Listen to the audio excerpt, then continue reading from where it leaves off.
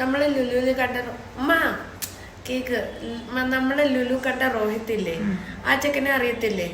ഉമ്മ ഈ കേൾക്കുന്നുണ്ടോ? കേൾക്കുന്നുണ്ടോ? പറഞ്ഞോ.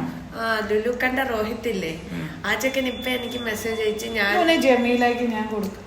ഉമ്മ ഞാൻ സംസാരിച്ചോണ്ടിരിക്കല്ലേ, ഉമ്മ എന്താ കേൾക്കാത്ത? അപ്പൊ അറിയാല്ലേ ഒരാളെ സംസാരിക്കുമ്പോ ഇടയ്ക്കേറെ സംസാരിക്കരുതെന്ന് അല്ലെങ്കിൽ ശ്രദ്ധിക്കണമെന്നൊക്കെ അറിയാല്ലേ.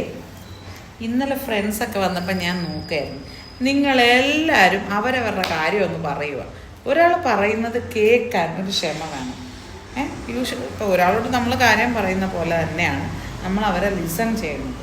ഇപ്പം ഞാൻ ഇബ്രാഹിം പറയുന്നത് ലിസൺ ചെയ്യാത്തപ്പോൾ മോനെ ഇറിറ്റേറ്റഡ് ആയില്ലേ?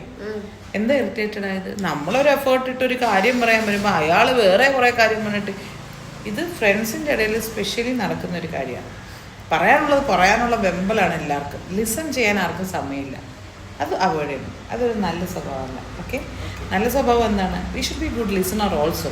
എപ്പോഴും ഈ വൺ വേ റേഡിയോ പോലെ തുറന്നു വെക്കാതെ നമ്മൾ നല്ലതായിട്ട് ലിസൺ ചെയ്യും, എന്നിട്ട് പറയുന്നത്. അപ്പം അത് മനസ്സിലാക്കി തരാൻ വേണ്ടി ഞാനിപ്പോൾ മനഃപൂർവ്വം ലിസൺ ചെയ്യാതിരുന്ന. എനിക്കറിയാം രോഹിത്തിനെ, എനിക്ക് ഓർമ്മയുണ്ട്. Okay okay.